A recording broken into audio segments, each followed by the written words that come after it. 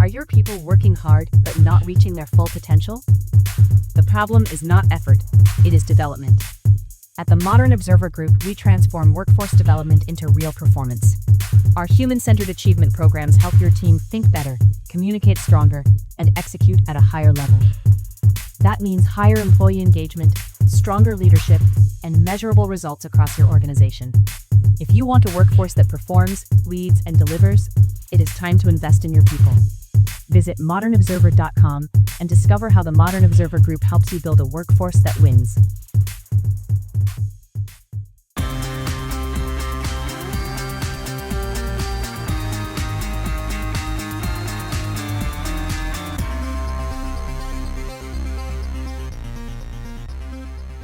Iranian protesters publicly executed. Tech executives smuggle AI chips to China. A devastating March heat wave, and more. Welcome to the Raw Naked Truth. I'm your host, Eric Lopkin, and here's the news you need to know. The Pentagon is asking Congress for roughly $200 billion to fund the war in Iran and restock its weapons supply. Secretary of War Pete Hegseth confirmed the request Thursday, telling reporters, obviously it takes money to kill bad guys, as the U.S. has now struck more than 7,000 targets and sunk dozens of Iranian vessels since the conflict began February 28th. The war's economic toll deepened Wednesday after Iran launched retaliatory strikes on energy facilities in Qatar, Saudi Arabia, and the United Arab Emirates, hitting the world's largest liquefied natural gas terminal and sending global oil prices surging. Iran executed a 19-year-old champion wrestler in a public hanging Thursday, along with two other people who were arrested during the brutal crackdown on anti-regime protesters in January, ignoring pleas from the U.S. State Department and sparking calls for an international sports boycott. Saleh Mohammadi was allegedly tortured to confess to the capital crime of waging war against God, with the teen executed without a fair trial, according to human rights groups.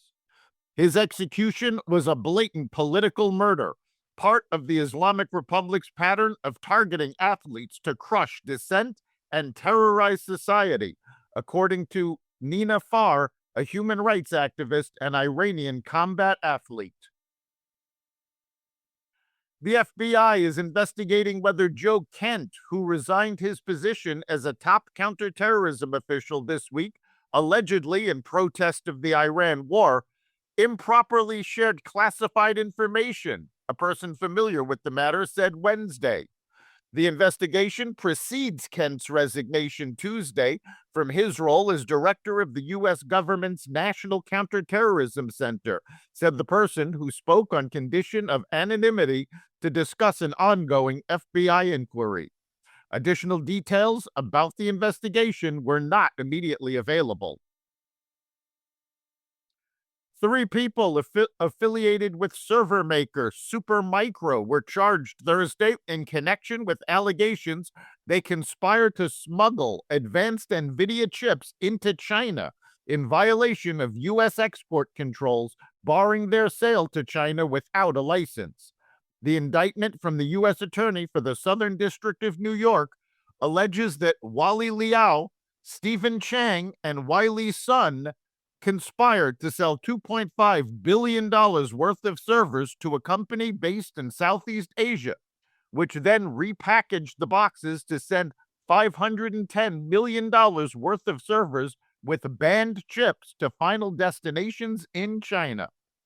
The Department of Justice said Liao, a U.S. citizen who co-founded Supermicro, and Sun, a citizen of Taiwan, were arrested, while Chang, also a citizen of Taiwan, remains a fugitive. An unusual March heat wave is baking the western United States, with more than 400 temperature records broken since March 11th, and temperatures running up to 35 degrees above normal. Phoenix hit 102 on Wednesday, its earliest triple-digit reading ever, while a station in North Shore, California, tied the all-time national March high at 108 degrees. The heat is expected to intensify through Saturday and spread east into Texas, Nebraska, and Oklahoma, with Las Vegas potentially seeing its first 100-degree day in March. Meteorologists warn that the early melt is also draining western snowpacks that serve as a critical summer water source, potentially extending the 2026 wildfire season by weeks. That's the Raw Naked Truth for March 20th, 2026. You can catch every episode of the Raw Naked Truth Daily News Brief, as well as our sister podcast, Carnivore Radio, with news analysis and commentary, and the rest of the Xvadio Podcast Network at xvadio.com, the Apple Podcast app, YouTube, Rumble, Spotify, iHeartRadio, Audible, Amazon Music, and other platforms that respect freedom of speech. We'll see you next time.